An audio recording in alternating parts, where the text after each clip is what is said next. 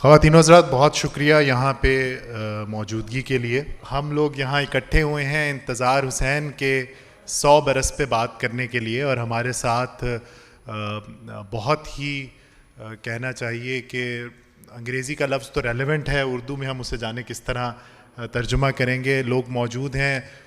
خالد عرفان صاحب ہیں جو کہ خود عرفان جاوید صاحب ہیں، جو بہت اچھے نثر نگار ہیں، اور خاص طور پہ ان کی خاکوں پہ مبنی جو کتابیں ہیں وہ بہت توجہ کا مرکز رہیں. اس کے بعد ہمارے ساتھ حارث خلیق ہیں، شاعر ہیں، نثر نگار بھی ہیں، اور انسانی حقوق کے حوالے سے بھی ایک شہرت رکھتے ہیں. اس کے بعد اصغر ندیم سید ہیں. کم لوگ اردو ادب میں ایسے رہ گئے ہیں جن کے لیے آپ حقیقتاً کہہ سکتے ہیں کہ وہ کسی تعارف کے محتاج نہیں. تو اصغر ندیم سید وہ حیثیت بلا شبہ رکھتے ہیں. انہوں نے ٹی وی ڈرامے کے لیے بہت کام کیا ہے، اور ان کے ایک پہلو جو کم جس پہ بات ہوتی ہے وہ بطور ادیب کے ہے. ان کے خوبصورت ناول اور شاعری بھی ہمیں اکثر سننے کو ملتی ہے. انتظار حسین کے حالات زندگی پہ میں نے ویسے تو 40,000 لفظوں کا ایک مقالہ لکھ کے لایا تھا، لیکن اصغر صاحب نے منع کیا کہ لکھا ہوا اگر تم پڑھو گے تو اس کا کوئی فائدہ نہیں. تو انتظار حسین پہ جو میں گفتگو کا آغاز کرنا چاہوں گا وہ عرفان صاحب سے کرنا چاہوں گا. انتظار صاحب کا جب بھی ہم ذکر سنتے ہیں، ہم انہیں تقسیم کے المیے کے پس منظر میں ہمیشہ جو ان کے بارے میں پہلا جملہ کہا جاتا ہے وہ ہجرت اور تقسیم کے المیے کے حوالے سے کہا جاتا ہے. لیکن میں نے ان کو پڑھتے ہوئے جو محسوس کیا، اور مجھے علم نہیں کہ آپ مجھ سے اتفاق کریں گے نہیں، کہ ان کے ہاں ہجرت جو ہے وہ ایک واقعہ نہیں ہے جو 1947 میں ختم ہو گئی. وہ ایک مسلسل جاری ایگزائل ہے، ایک مسلسل جاری رہنے والی کشمکش ہے، اندرونی ایک کشمکش ہے. تو مجھے تو ان کے ہاں تقسیم یا ہجرت بطور واقعے کے نہیں، ایک مسلسل جاری کہانی کے طور پہ نظر آتے ہیں. تو اس سلسلے میں آپ کس خیالات کا اظہار کریں؟ بہت شکریہ. جہاں تک تقسیم اور ہجرت کا تعلق ہے، انتظار صاحب آخری دنوں میں اپنے کئی انٹرویوز میں انہوں نے تذکرہ کیا کہ گو کہ اس چیز کا ان پہ ایک لیبل چسپاں کر دیا گیا تھا کہ وہ اپنے وطن سے، جہاں ان کی پیدائش ہوئی، وہاں سے پاکستان تشریف لے آئے، لیکن در حقیقت وہیں پہ رہ گئے. تو وہ کہتے تھے کہ اگر میں ہجرت نہ کرتا تو میں افسانہ نگار اور میں ادیب نہ ہوتا. یہ وہ ماحول تھا جس نے مجھے ادیب بنایا ہے، ہجرت نے. جہاں تک ابھی انتظار صاحب کے ہجرت کا آپ نے تذکرہ کیا، اس پہ تو بہت لکھا گیا، بہت کہا گیا. جو آج میرے ذہن میں تھا انتظار صاحب کے حوالے سے بات کرنے کا، وہ کچھ اور تھا. میرے ذہن میں تھا انتظار صاحب کا جو ایک تعلق، انتظار صاحب کو ہم ہمیشہ بطور ادیب دیکھتے ہیں. اس ادیب کے پیچھے ایک انسان تھا، ایک حساس انسان. بطور انسان بھی ان کو دیکھا جانا چاہیے. ایک ایسا انسان جو درختوں سے اور پرندوں سے محبت کرتا تھا. ایک ایسا انسان جو درختوں کے لیے تڑپتا تھا جب درخت گرائے جاتے تھے. اور یہ تڑپ کا آغاز ہوا جب پنجاب یونیورسٹی کے باہر 1950 کی دہائی میں درخت گرایا گیا پہلا، اولڈ کیمپس کے باہر. انتظار حسین ہر اس لمحے یاد آئے مجھے جب پاکستان میں درختوں کے ساتھ ظلم کیا گیا، انہیں کاٹا گیا. مجھے وہ وقت یاد ہے کہ لاہور میں انتظار صاحب سب سے توانا آواز تھے جب وہاں نہر کے کنارے درختوں کو گرایا گیا. مجھے ہر اس لمحے انتظار صاحب یاد آئے جب ناصر باغ میں ابھی حال ہی میں درخت کاٹ دیے گئے اور کوئی آواز نہیں اٹھی اس کے خلاف، باغ کو اجاڑ دیا گیا. مجھے انتظار صاحب تب یاد آئے جب شکر پڑیاں میں اسلام آباد میں درختوں کا جنگل برباد کر دیا گیا. مجھے انتظار صاحب اس وقت یاد آئے جب کراچی میں مین گرووز، سمندری جھاڑیاں جو ہیں، ان کی بربادی کا آغاز ہوا. مجھے وہ انتظار صاحب یاد ہیں جو یہاں پہ کراچی لٹریچر فیسٹیول میں آیا کرتے تھے اور آ کے پرندوں کو دانہ دنکا اور مچھلیوں کو روٹی کے ٹکڑے ڈالا کرتے تھے صبح اٹھ کے باہر لان میں. انتظار صاحب کا ان درختوں اور پرندوں سے کیا تعلق تھا، میں اس کو زیادہ اس وقت فوکس کرنا چاہوں گا.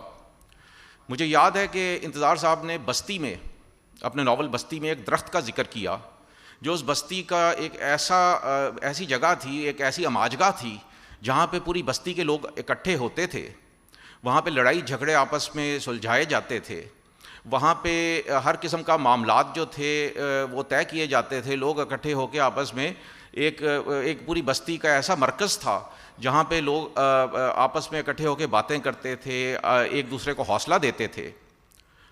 اور جب وہ واپس لوٹے اس بستی میں تو وہاں پہ وہ درخت نہیں تھا، وہ مرکزہ جا چکا تھا اور وہ بستی بکھر چکی تھی. مجھے وہ والے انتظار حسین یاد ہیں جو شہر افسوس میں لکھتے ہیں کہ درختوں کو ہم نے سجاوٹ کی، اشیاء سمجھ لیا ہے، جب کہ درخت ہمارے ساتھ کے زندہ جیتے جاگتے وجود ہیں، اور ہم اور یہ ہمیشہ سے اس کرۂ ارض پہ آباد رہے ہیں، یہ ہمارے ہمسائے ہیں اور ہم ان کے ہمسائے ہیں. مجھے چراغوں کا دھواں کہ وہ پرندے یاد آتے ہیں جن کے بارے میں یہ ان کی یادداشتیں ہیں انتظار صاحب کی. اس میں انہوں نے تذکرہ کیا کہ ایک جگہ سے ایک درختوں کے جھنڈ سے ایک پرندے ہجرت کر گئے، اور جب وہ واپس آئے تو درخت اپنی جگہ موجود تھا لیکن وہ وقت اپنی جگہ موجود نہ تھا. ان کا اس علامت سے اشارہ اس جانب تھا کہ وہ اپنے وطن سے ہجرت کر کے یہاں پہ آ گئے، اور بہت لوگ مہاجر ہو کے آئے، لیکن اگر وہ اپنے پیدائشی جگہوں پہ واپس جائیں گے، وہ جگہیں اپنی جگہ ہوں گی لیکن وہ وقت نہیں ہوگا. مجھے انتظار صاحب کا 1964 کا کالم یاد ہے. میں نے درختوں پہ تحقیق کرتے ہوئے ان کے بہت کالم پڑھے، کیونکہ یہ 3 لوگ تھے جو درختوں سے پرندوں سے عشق کرتے تھے: انتظار حسین، ناصر کاظمی اور اے حمید. ناصر کاظمی جو پاکٹی ہاؤس میں کھڑکی کے پار جو ایک درخت تھا اس سے گفتگو کیا کرتے تھے اور سمجھتے تھے کہ یہ درخت میری باتیں سمجھتا ہے. اے حمید جو کسی ایک درخت کے کٹنے پہ مہینوں اداس رہا کرتے تھے. اور انتظار حسین جنہوں نے 1964 میں اپنے کالم میں لکھا تھا کہ روبرٹو موراویو ایک اٹالین ادیب تھا جس نے جب روم میں سڑکوں کو وسعت دی جا رہی تھی تو ایک درخت کو کاٹ دیا کارپوریشن نے، اور وہ جو ادیب تھا روبرٹو وہ عدالت چلا گیا کہ انہوں نے کارپوریشن ایک زندہ وجود کو قتل کر دیا ہے.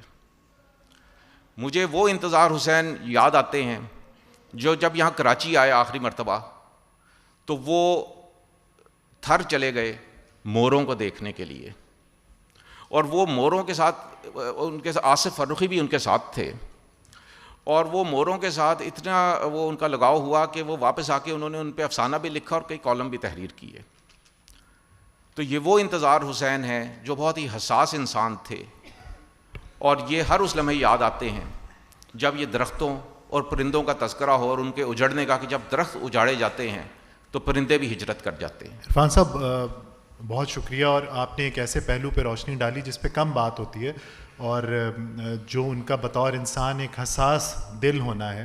ظاہر ہے ایک ادیب کے لیے ہر ادیب کی حساسیت الگ درجے کی ہوتی ہے، الگ طرح کی ہوتی ہے، لیکن میں کیونکہ ہم لوگ ان کے کام پہ بات کر رہے تھے تو میں حارث آپ سے پوچھنا چاہوں گا، جب ہم انتظار صاحب کے ناولز کو دیکھتے ہیں تو ہم ان کو اگرچہ کہ وہ تاریخی فکشن کے طور پہ بھی ان کو کیٹیگرائز کیا جاتا ہے، لیکن ان کے ہاں تاریخ نہیں ہے.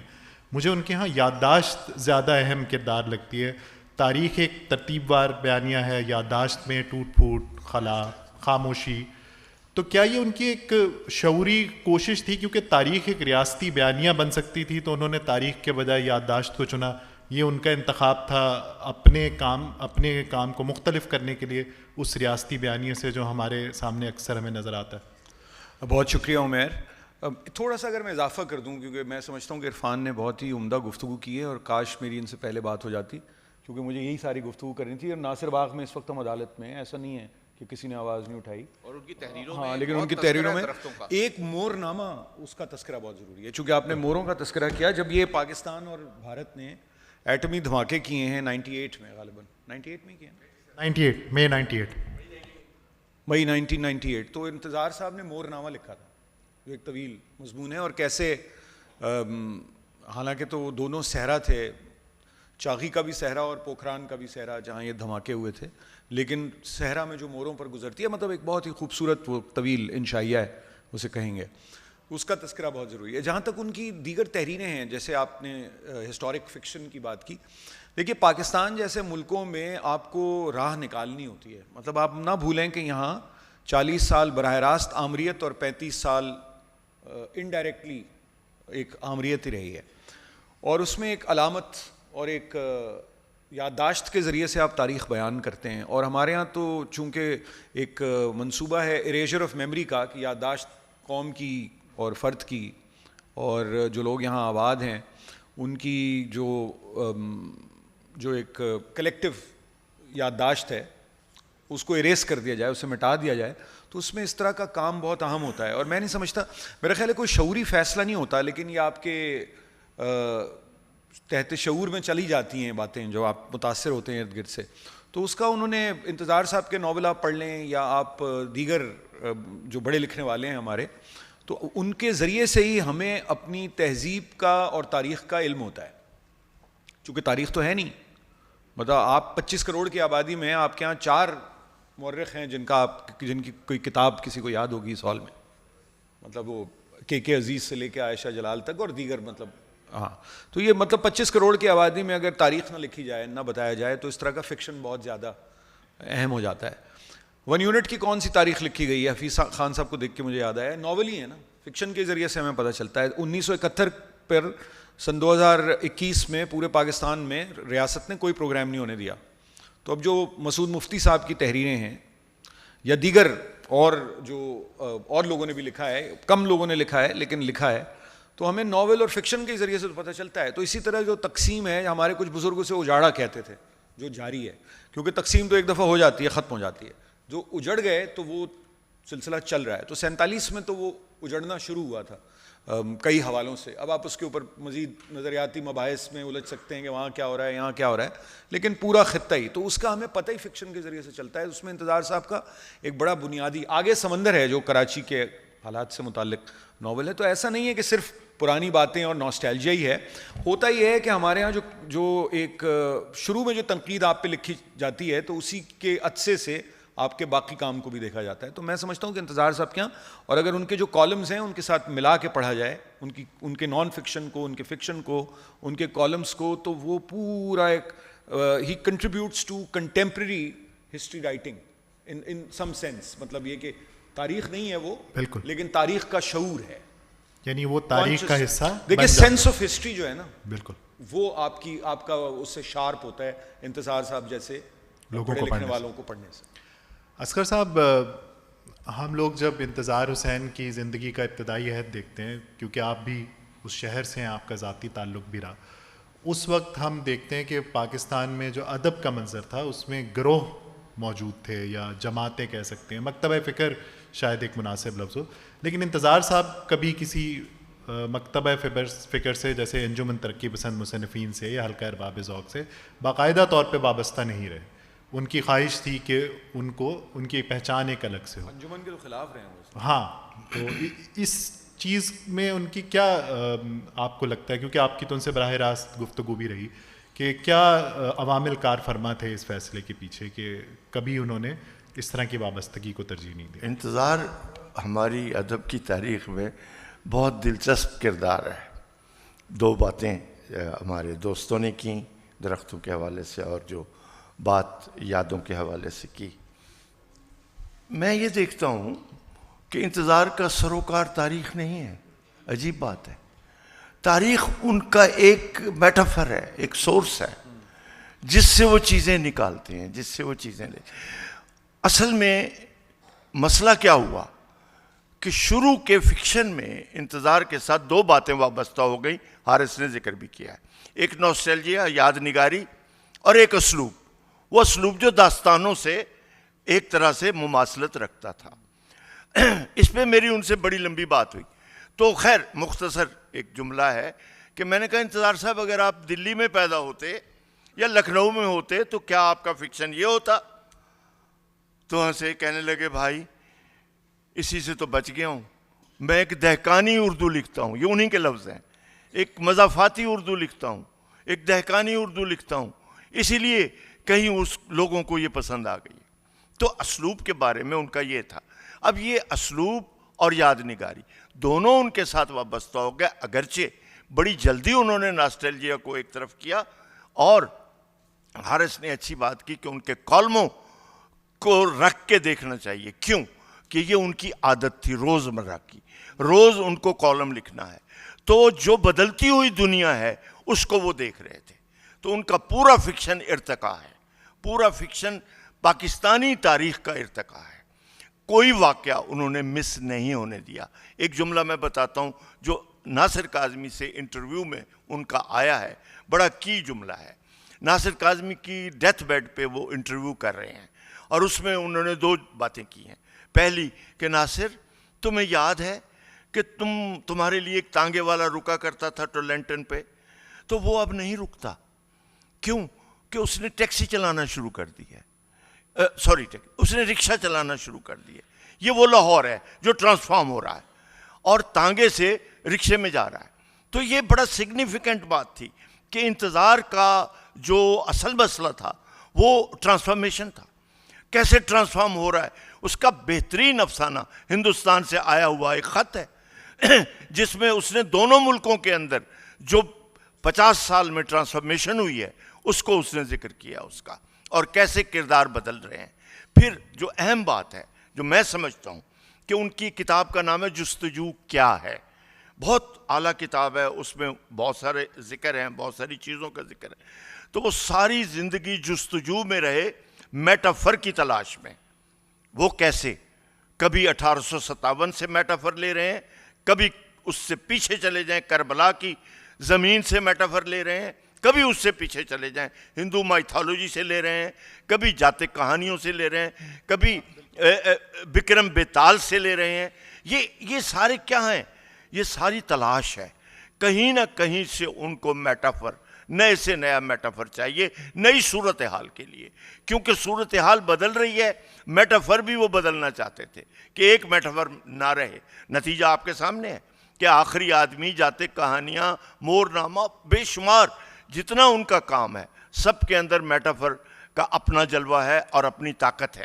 اسی طرح ان کا ایک اور مسئلہ جو انہوں نے لکھا بھی ہے، کہنے لگے بھائی یہ میرے جملے نہیں ہیں، بھائی ہم ابھی تو ہندوستان کی تقسیم سے نمٹ رہے تھے کہ سانحہ مشرقی پاکستان ہو گیا ہے، تو ہم ابھی تو اس سے نہیں فارغ ہوئے تھے، تو ایک اور گریا. اور پھر انہوں نے لکھا کہ بھائی ہماری قسمت میں گریا ہے، ہم گریا کی روایت کے آدمی ہیں. یہ انہی کے جملے ہیں، میرا اس میں ایک جملہ نہیں. تو اب اس گریا کو انہوں نے جس طریقے سے استعمال کیا اور ایک طاقت کے طور پر بھی استعمال کیا. کہنے کو تو یہ گریا ہے لیکن وہ دراصل ہماری توجہ دلا رہے ہیں ان واقعات کی طرف جو بدل رہے ہیں. اور ضیاء الحق سے لے کر پھر مشرف تک اور پھر جو کچھ ہوا ہے سب ریکارڈ ہے، کسی نہ کسی افسانے میں، کسی نہ کسی ناول میں، کسی نہ کسی. بستی پولیٹیکل ہے، مکمل پولیٹیکل ناول ہے بستی. اگر آپ اس کی ایک ایک لائن اٹھائیں تو اس کے اندر میٹافر کیا بول رہا ہے، کیا واقعات ہو رہے ہیں. پھر ضیاء الحق نے جو پھانسیاں دیں اور جو سر عام اس نے کوڑے لگائے، اس پہ ان کا فکشن کمال کا ہے، اس پہ ان کی لائنیں کمال کی ہیں. اور گویا میں یہی ثابت کرنا چاہ رہا ہوں کہ مسلسل ارتقا ہے. یہ نہیں کہ صرف یاد نگاری سے جڑے ہوئے ہیں اور آخر تک کیوبا کی دکان ہی چل رہی ہے یا وہ گلی کوچے چل رہے ہیں جو ان کے مجموعے کا نام ہے. ایسا نہیں ہے، وہ ہر پل بدل رہے ہیں اور اس بدلاؤ کے بارے میں بتا بھی رہے ہیں کہ کیا کچھ ہو رہا ہے. اور روزانہ کالم لکھنے کا مطلب یہی تھا کہ ان کی نگاہ تھی، ان کی نظر تھی. ادبی جو آپ نے بات کی ادبی تنظیموں کی یا اس پہ بھی بڑی گہری نظر ہے کہ کون سا ٹرینڈ چل رہا ہے، کون سے لوگ آ گئے ہیں، کیا باتیں ہو رہی ہیں. شدید تنقید کرتے تھے اور شدید ان کا قلم نشتر کی طرح چلتا تھا. ایسا نہیں ہے کہ وہ کسی کو معاف کر دیتے تھے. تو میں یہ سمجھتا ہوں کہ انتظار حسین کو اگر ہم اس طرح پڑھیں کہ کس طرح میٹافر کو وہ رواج دیا، کس طرح لے کے آئے اور کس طرح اسالیب بدلتے رہے. آخری آدمی مکمل بدلا ہوا. کایا کلپ اگر آپ ان کا افسانہ پڑھیں آج تو IMF پہ ہے وہ افسانہ، بالکل، کہ ایک شہزادہ روز خود کو مکھی میں بدلتا ہے اور پھر ایک دن آتا ہے کہ مکھی سے جب انسان کی جون میں آنے کی سٹرگل کرتا ہے تو وہ انسان کی کا بھیس نہیں بدل پاتا اور مکھی بن کے دیوار پہ چپکا رہتا ہے. یہ IMF ہے کہ آپ روز ایک کام قرض لیں گے تو ایک وقت آئے گا آپ اٹھ نہیں سکیں گے. ایک وقت آئے گا کہ آپ دوبارہ اپنی شکل میں آنا چاہیں گے تو نہیں آ پائیں گے. یہی ہمارے ساتھ ہوا. تو کوئی ایک بات نہیں ہے کہ جو ایک واقعہ ہو جو اس نے بے شمار واقعات ہیں جو آپ کو, اور شہر افسوس سے بڑا افسانہ تو میں سمجھتا ہوں ہمارے اردو فکشن میں نہیں ہے کہ کس طریقے سے انہوں نے اس کو, اور اس کا جو بیانیہ ہے حیران کن بیانیہ ہے. تو کیا تم زندہ ہو؟ نہیں, میں تو تم سے پہلے مر چکا ہوں. یعنی یہاں سے کلام ہے, یہ شہر افسوس کا آغاز ہے. اب آپ دیکھیں کہ اس آغاز کو بیانیہ میں کس طرح لے کے گئے ہیں اور کہاں تک پھر اس کے علاوہ بھی ان کے کچھ افسانے ہیں جو ٹیررزم اور یہ جو دھماکے اور یہ سارا کچھ جو ملک میں ہوا ہے اس سب کی کے اوپر ان کا کہیں نہ کہیں کمنٹ ہے. بہت شکریہ. اور یہ جو بات ہے یہ بہت اہم ہے جو اصغر صاحب نے کی, کیونکہ ناصر صاحب یہاں تشریف فرمائے, وہ اکثر کہتے ہیں کہ بڑا ادیب ملٹیپل تھیمز کو ڈسکور کرتا ہے, اس کا جو ایولیوشن ہے وہ لوگوں کو ایک سمت دیتا ہے. اور اس وجہ سے ہم انتظار صاحب کو اردو ادب کی تاریخ میں جو ان کے اثرات ہیں ان کو سمیٹنا بہت مشکل ہے. عرفان صاحب, آپ ان کی انسان دوستی پہ بات کر رہے تھے, جمالیات سے ان کی دلچسپی, ماحولیات سے ان کا تعلق. تو اگر ہم اسی تھیم کو آگے دیکھیں تو انسان دوستی یا انسانیت سے جو ان کا رشتہ ہے وہ ہمیں ان کے کرداروں میں اور ان کے نان فکشن میں, لوگوں سے ان کی گفتگو میں, لوگوں کے بارے میں ان کی گفتگو میں, آپ کو وہ کس طرح سے نظر آیا بطور ایک مبصر کے یا خاکہ نگار کے؟ آپ اس کو کس طرح سے دیکھنا چاہیں؟ یہ بہت اچھی بات کہی آپ نے. سب سے پہلے تو جو ابھی اصغر ندیم سید صاحب نے کہا, میں پوری طرح اس بات کو اس کا یعنی کہ انڈورس کروں گا. انتظار صاحب ایک چیز سے ان کے انٹرویوز, ایک بھارت گئے, ان کا انٹرویو ہوا جس میں ان سے کہا گیا کہ آپ کے اوپر ایک لیبل لگا دیا گیا ہے ہجرت کا اور ہجرت کے دکھ کا. تو جب کہ آپ نے تو جتنی کہانیاں لکھی ہیں, آپ کی تو بات کا جتنا ادب ہے وہ پاکستان کے تاریخی سیاسی ارتقاء کی وہ عکاسی کرتا ہے. تو انہوں نے بہت اس بات پہ خوش ہوئے. انہوں نے کہا کہ جناب آپ نے, مجھے بہت خوشی ہے کہ آپ نے اس جانب اشارہ کیا جس جانب عام طور پہ توجہ نہیں دی جاتی. اور ابتدا میں جس طرح حسن عسکری صاحب نے ان کے بارے میں ان کے ہجرت کا وہ کیا ایک تذکرہ, تو وہی آگے چلتا رہا. جہاں تک انسان دوستی کا تعلق ہے, آپ انسان دوستی دیکھیے, کون سا موقع ہے جس موقع پہ ان کا جو گریہ آپ کو نظر آتا ہے ان کی تحریر میں, وہ اسی دور کے انسان کا گریہ ہے. آپ یہ دیکھیے کہ وہ خود لکھتے ہیں کہ جی میں نے جو اپنے کردار, یہاں تک کہ داستانوی کردار بھی چنے, وہ اپنے ارد گرد کے معاشرے سے چنے. ان کو گو داستان کو انہوں نے وہ روپ دیا کیونکہ وہ داستان کی روایت کو زندہ کرنا چاہتے تھے, جو وہ ان کا خیال تھا کہ مغرب میں نہیں تھی. مغرب سے یہاں افسانہ تو آ گیا, جدید ناول تو آ گیا, لیکن داستان جو ہے وہ ہماری اپنی روایت تھی. تو وہ اس روایت کو لے کے جب آئے تو اس میں انہوں نے انسان دوستی کو پوری طرح سمویا. ان کا جو ایک عام آدمی کا دکھ تھا, ایک عام آدمی کا جو غم تھا, اور ایک خارجی کے علاوہ جو داخلی سطح پہ تھا, وہ سارا آپ کو ان کی تحریروں میں نظر آتا ہے. حارث, ایک چیز جو, کیونکہ ہم لوگ اب اختتامی حصے کی طرف بڑھے, تو ایک چیز جس میں انتظار صاحب پہ بہت بات ہوتی ہے وہ ان کے نثر میں عورت کا کردار ہے. اور ایک جگہ میں ایک تبصرے میں پڑھ رہا تھا کہ ان کے ہاں عورت کا کردار پیسو ہے, لیکن وہ پیسو ہونا اس کو غیر متعلق نہیں کرتا. عورت حافظہ ہے, عورت بیانیہ بناتی ہی عورت ہے ان کے ہاں, وہ کنٹریبیوٹ نہیں کر رہی ہوتی, لیکن میموری کا جو کردار ہے, جو ان کی کہانیوں میں حافظے کا کردار ہے, وہ عورت کے پاس ہے. تو کل آپ عورت پہ گفتگو کر رہے تھے, میں نے سوچا آپ سے انتظار حسین کے عورت کے ڈپکشن کے اوپر بھی بات کی جائے. دیکھیے انتظار صاحب کیا پیسو ریزسٹنس, یہ ضروری نہیں ہوتا کہ جیسے کل بھی بات ہو رہی تھی کہ ہر آدمی جو ہے وہ نعرے لگاتا ہوا اور گنڈاسا اٹھا کے میدان میں نکل جائے. تو ایک طریقہ ہوتا ہے, ایک پیسو ریزسٹنس ہوتی ہے. اور حافظہ جو ہے, جیسے حافظے کی پہلے بھی بات ہوئی کہ انتظار صاحب کے یہاں حافظے کی بہت زیادہ اہمیت ہے میموری کی, تو وہ اگر اس کی ریپوزیٹری جو ہے وہ اگر کوئی عورت ہے تو ظاہر ہے کہ منبع جو ہے آگے بڑھنے کا اور ماضی میں دور تک دیکھنے کا, اور اسی کی بنیاد پر آپ آگے دیکھ سکتے ہیں. جتنا آپ ماضی میں پیچھے دیکھ سکتے ہیں اتنا ہی آپ مستقبل میں آگے دیکھ سکتے ہیں, تو وہ عورت کے پاس ہے.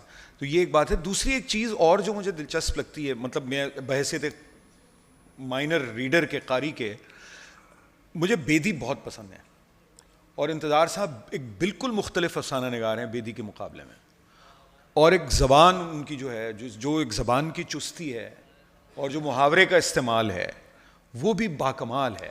تو ایک پڑھنے کا ایک لطف جو ہے نا, دیکھیے ادب پارے کو پہلے تو جمالیاتی تقاضے پورے کرنے چاہیے نا, بعد میں آپ اس کی دیگر تھیمز اور دیگر چیزوں پہ گفتگو کریں گے. بالکل. میرا خیال ہے اصغر ندیم سید صاحب نے بالکل, میں نے اس کی طرف شروع میں اشارہ کیا تھا, انہوں نے تفصیل سے بیان کیا ہے کہ کنٹمپریری پاکستان کو سمجھنے کے لیے انتظار صاحب کو پڑھنا بہت ضروری ہے. کہ ناول پہ زیادہ بات ہوتی ہے لیکن افسانے, میں سمجھتا ہوں کہ افسانہ نگار وہ زیادہ بڑے ہیں. میں ذاتی رائے میری ہے بالکل کہ وہ زیادہ بڑے افسانہ نگار ہیں بحیثیت ناول نگار. یعنی اس کا یہ مطلب نہیں ہے کہ ناول ان کا کوئی, میں خدا نخواستہ اسے اصل میں یہاں لیکن ان کا افسانہ بہت آگے. بالکل. یہاں میں اصغر صاحب کا بھی نقطہ لینا چاہوں گا, لیکن ایک بات ہے کہ اس پہ کافی بات ہوتی ہے. کل بھی اس بات کا تذکرہ ہوتا ہے. 2013 میں انتظار حسین صاحب شارٹ لسٹ ہوئے, اور وہ پاکستان کے شاید واحد ادیب ہیں جو بکر انٹرنیشنل پرائز کے لیے شارٹ لسٹ ہوئے. اب بستی کے لیے بستی. اور نہیں, یہ وہ باریک نقطہ ہے. دیکھیے 2013 تک بکر پرائز کے قوانین میں یہ تھا کہ کسی بھی ادیب کا اوور آل کام نامینیٹ ہوتا تھا, ایک فن پارہ نہیں. جب انتظار صاحب نامینیٹ ہوئے تو اس سال ایوارڈ ملا لیڈیا ڈیوس کو, اور جو جیوری کے ہیڈ تھے کرسٹوفر صاحب, ان سے جب تنقید کی گئی کہ آپ نے اتنے بڑے ادیب کو نظر انداز کیا, تو انہوں نے کہا میرے سامنے صرف فرانسس پریچٹ کا ایک ترجمہ آیا, لیڈیا ڈیوس کی 28 کتابیں تھیں, تو میں کیسے اس کو وہ کرتا. اور 2015 میں اسی بنیاد پہ رول بدلے گئے بکر انٹرنیشنل کے, اور اب بکر جو ہے انٹرنیشنل وہ ایک فن پارے پہ دیا جاتا ہے, جیسے کہ پچھلے سال بانو مشتاق کو ان کی کہانیوں پہ ملا. تو اس بات پہ اکثر گفتگو ہوتی ہے. اصغر صاحب آپ اس پہ ضرور بات کیجیے کہ ہمارے ادیبوں کو عالمی سطح پہ جو شناخت نہیں ملتی, اور انتظار صاحب خود اس کے متمنی تھے, وہ چاہتے تھے کہ ہمارا ادب عالمی سطح پہلے تو میں وہ جو آپ نے عورتوں کے حوالے سے بات کی کہ انتظار کا, بھائی دیکھیں انتظار واحد افسانہ نگار ہے, جتنے انٹرویو ہوئے اس نے ایک ہی بات کی ہے کہ میں نے کہانی اپنی نانی اماں سے سیکھی ہے. ان کی کہانی کا آغاز ہی خاتون اور عورت سے ہوتا ہے کہ میرا تو سورس ہی ایک نانی ہے, ایک خاتون ہے جس کے پاس کہانیاں ہوتی ہیں, اور وہ روز مجھے سناتی ہے. اور پھر ان کی ایک کتاب کا نام شہرزاد کے نام, وہ کہتے تھے کہ شہرزاد میری آئیڈیل ہے, اس لیے کہ جس نے اتنی کہانیاں جنم دیں اور اتنی عورتوں کو بچایا. تو یہ ایک, چونکہ آپ نے وہ ایک سوال ایسا شہرزاد ایک استعارہ بھی ہے ان کا, تو وہ ان کا تو یہ نقطہ نظر ہے. خیر باقی جو بات ابھی آپ نے کی بکر, انتظار حسین کے ساتھ ایک المیہ ہمیشہ سے رہا, اور اس کو ان کا احساس تھا, وہ ہے کہ ان کا جو اسلوب ہے وہ ٹرانسلیٹ نہیں ہو سکتا. ویسے تو کوئی بھی صاحب اسلوب ہو وہ ٹرانسلیٹ نہیں ہو سکتا, کوئی بھی ہو. تو یہ المیہ تو رہا ہے, قرۃ العین کا رہا ہے یہ المیہ, خود اس نے پھر ترجمہ کیا, اور پھر وہ ترجمہ بھی اسی طرح ایکوریٹ نہیں تھا. تو بہرحال یہ مسئلہ ان کا تھا کہ میاں ماجرا کیا ہے, اب اس کا کیا ترجمہ کرو گے, میاں کہاں سے آئے ہو, کدھر جا. تو بظاہر سادہ ہے بیان, لیکن اس سادگی کے اندر ایک بہت پراسراریت ہے, بہت بڑی کتھا ہے. کتھا کا آدمی تھا, صحیح لفظ اگر بولا جائے تو وہ کتھا کہتا تھا. وہ عام بات بھی کرے تو وہ کتھا بن جاتی تھی. تو اس طرح کا جو ٹیلنٹ ہوتا ہے فکشن میں وہ سطحی نہیں ہوتا, اس کی اتنی پرتیں ہوتی ہیں, اس کے اتنے لیئرز ہوتی ہیں کہ وہ آہستہ آہستہ سمجھ میں آتے. مثلا انہوں نے کئی بار کہا کہ بھائی ہم جس زمانے میں ہیں اس میں کرشن چندر بہت پاپولر فکشن رائٹر ہے, اور تھا, سب کو پتہ ہے. اب کرشن چندر کے ساتھ بیدی کا ذکر بھی ہوا, بالکل تھا بیدی. اچھا اس کے ساتھ پریم چند, منٹو, تو انہوں نے ان کے بعض جملے بڑے طنزیاں ہیں پریم چند کے حوالے سے, اور کچھ جملے منٹو کے حوالے سے بھی ہیں. تو اس کی وجہ یہ کہ وہ کہتا تھا بھائی چونکا دینا کوئی فکشن نہیں ہوتا. تو خود ان کا فکشن دھیمی آنچ پہ پکا ہوا ہے. کہتے تھے کہ بھئی آنچ تیز سے یہ افسانہ بنا لیتے ہیں, تو وہ دھیمی آنچ پہ پکنے کو چھوڑ دیتے تھے. کہتے تھے پھر کبھی یہ آئے گا تو میں لکھ دوں گا. اچھا اصغر صاحب، ہمیں کیونکہ وقت کے لیے بار بار کہا جا رہا ہے، حارث ایک بات کرنا چاہ رہے ہیں پھر ہم اس سیشن. بہت مختصر دیکھیں اس کو، انتظار صاحب کا جو پورا جو ایک، چونکہ ایک ظاہر سویلائزیشنل تہذیبی آدمی ہے نا، تو ایک چیز جس کا ذکر نہیں ہوا ان کی کتھا سے مجھے یاد آئی، وہ یہ کہ ان کے ہاں اساطیر کا ایک بڑا اثر ہے، جو میٹافورس استعارے کی جو تلاش ہے، اور خاص طور پہ ہندو، بدھ اور جین، ویدک، بدھسٹ اور عرب و پرشین سویلائزیشن، یہ تینوں ان کے ہاں کہ ان کا آمیزہ ہے ان کی کہانیوں میں بھی. اور کسی نے ان سے پوچھا تو انہوں نے کہا کہ کیونکہ وہاں وقت کا تصور لینئر نہیں، سائیکلیکل ہے، دائروی ہے، تو وہ اس سے بہت جی جو میٹامورفسز کا کانسیپٹ ہے اور اس پہ کافکا کا میٹامورفسز اور ان کا کایا کلپ اور آخری آدمی کے سارے، تو اس پہ وہ کئی بار ان پہ اعتراض ہوا کہ بھائی آپ نے یہ ان سے لیے. تو ایک بار یہ ہوا کہ ہم بنگلور میں تھے تو وہاں گریش کرناڈ جو ان کا بہت بڑا ڈرامہ تھیٹر والا تھا، تو وہ آئے. انہوں نے ایک بات کی، ان کا انتظار صاحب آپ کے ایک افسانے کی مجھ پہ تہمت ہے، تو انتظار نے کہا آپ کے ایک کھیل کی مجھ پہ تہمت ہے، یعنی وہ دونوں ایک جیسے تھے. تو اس کا کیا ماجرا ہے؟ انتظار نے پوچھا. اس نے کہا کوئی ماجرا نہیں. گریش کرناڈ نے کہا ہم دونوں کا سورس ایک تھا، وہ تھا بکرم بیتال. بکرم بیتال کی جو کہانیاں ہیں وہ ان میں سے ایک کہانی انتظار نے لی ہوئی تھی اور ایک کہانی انہوں نے لی ہوئی تھی. تو میرا کہنے کا مطلب ہے کہ جو ہند سماج ہے اور ہند اس کے ساتھ مسلم تہذیب، ان دو کا ملاپ جو حیرت انگیز طور پر کسی میں ملتا ہے تو وہ انتظار حسین. بہت شکریہ اصغر صاحب. اور انتظار حسین ایک بڑی شخصیت ہیں اور ان کا احاطہ کرنا، 100 برس کا احاطہ کرنے کے لیے کم سے کم 100 منٹ چاہیے تھے، لیکن ہم نے کوشش کی کہ آپ کے سامنے ایک بڑے ادیب کی شخصیت کے اور ان کے ادب کے کچھ ایسے پہلو پیش کریں جو آپ کو دوسری جگہ پہ کم سننے کو ملیں. میں ایک بار پھر اصغر صاحب سے شکوہ کروں گا کہ میرا مضمون وہ جو 40,000 لفظوں کا تھا وہ رہ گیا، لیکن وہ آپ جو ہے وہ چھپا ہوا کہیں پڑے گا. چلے بہت شکریہ. اور اب آپ ڈسکریج کرتے ہیں، میں بھی وہی بات کروں، تو اگلی بار ہم انشاءاللہ کسی اور سیشن میں ملیں گے. بہت شکریہ آپ سب کا، آپ کی سماعتوں کا بہت شکریہ.